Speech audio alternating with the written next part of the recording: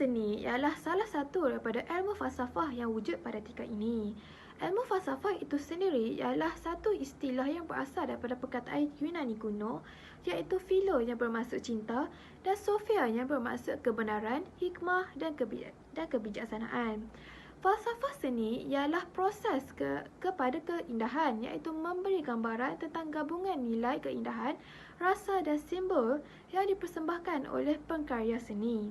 Seni dikaitkan dengan falsafah kerana manusia menghargai dan menikmati sesuatu karya dan menikmati hasil dan pemikiran daripada karya tersebut.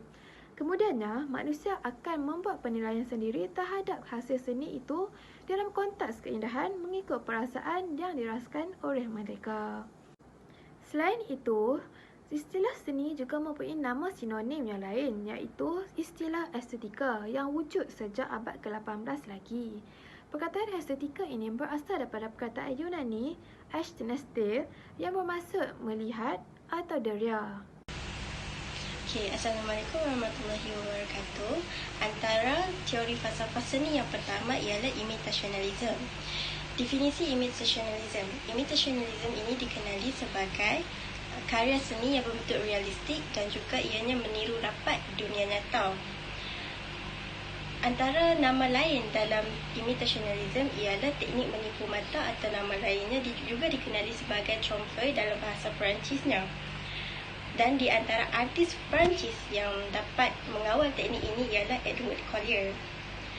Di atas merupakan antara contoh lukisan imitationalism yang dilukis oleh pekaryanya bernama Johannes Vermeer pada tahun 1657 dengan karyanya The Milkmaid. Di atas merupakan kita dapat melihat seorang wanita sedang menuang susu di dalam mangkuk, dan jika dapat dilihat dengan lebih teliti lagi, lukisan ini menampakkan seolah-olah ianya hidup dan realistik. Sekarang kita akan melihat pula kepada sejarah perkembangan imitationalism.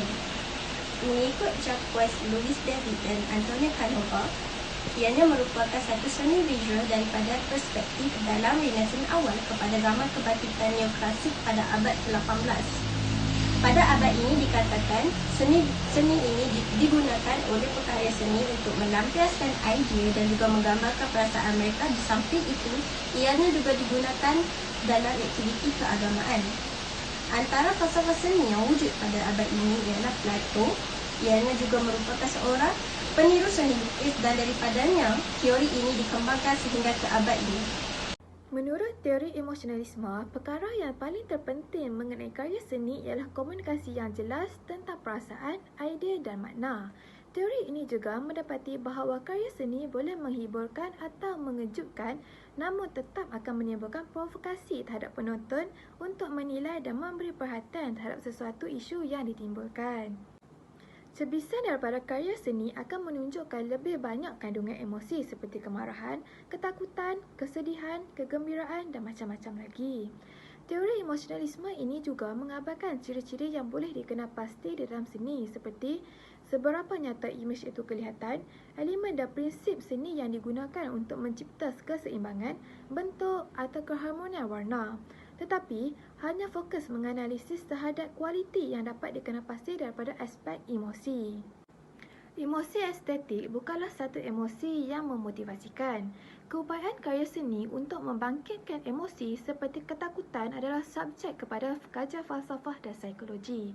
Ia menimbulkan masalah seperti paradox fiction, iaitu di mana seseorang akan bertindak balas dengan beremosi terhadap seni walaupun mengetahui bahawa senario yang dibentangkan hanyalah rekaan. Teori ini juga memberi perhatian dan tumpuan terhadap ekspresif dan perasaan penonton yang tidak semestinya hanya kegembiraan, namun juga kekeliruan dan kesedihan. Seterusnya ialah sejarah dan kritikan terhadap teori emosionalisme. Teori emosionalisme ini bermula sejak abad ke-3 Masihi, iaitu melalui Longinus di dalam bukunya yang bertajuk Perihipsis, iaitu tentang keluhuran.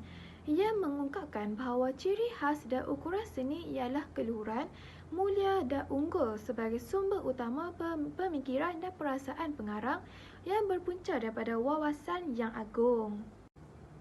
Teori ini juga telah dikritik kerana menerangkan karya seni berdasarkan istilah umum seperti gembira, sedih, menggembirakan dan menarik untuk mencerminkan makna di dalam karya seni itu.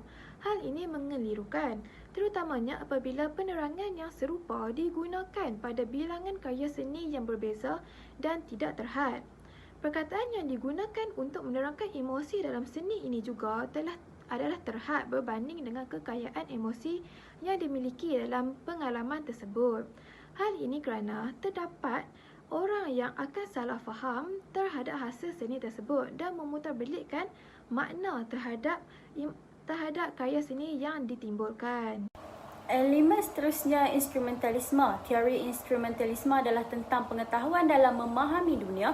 Ia tidak semestinya huraian yang tepat tentang dunia. Sebaliknya, ia hanyalah alat yang digunakan oleh artis untuk membuat ramalan tentang fenomena dan membangunkan teknologi yang digunakan. Secara ringkasnya, instrumentalisme ialah idea bahawa seni mestilah produk unik seseorang artis individu, bukan hasil secara kumpulan.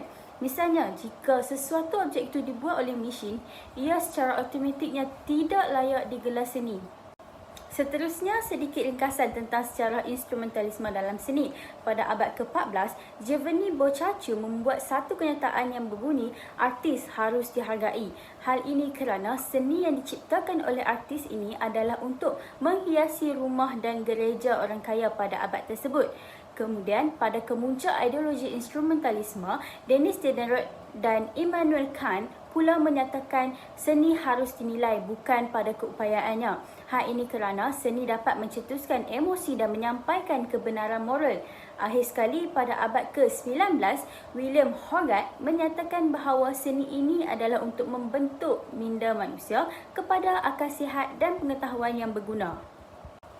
Faedah dan jenis instrumentalisme. Terdapat 3 faedah instrumentalisme, iaitu memastikan seni memenuhi keperluan orang yang melihatnya. Yang kedua, memastikan bahawa artis dapat mencari rezeki daripada kerja mereka. Dan terakhir, dapat membantu memastikan seni boleh diakses oleh seramai yang mungkin.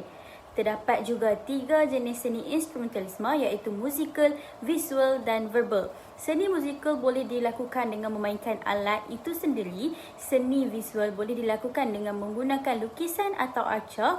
Dan yang terakhir, seni verbal boleh dilakukan dengan menulis puisi atau cerita. Oleh itu, ketiga-tiga ini ialah alat untuk mencipta karya seni. Yang terakhir adalah kritikan seni teori estetika.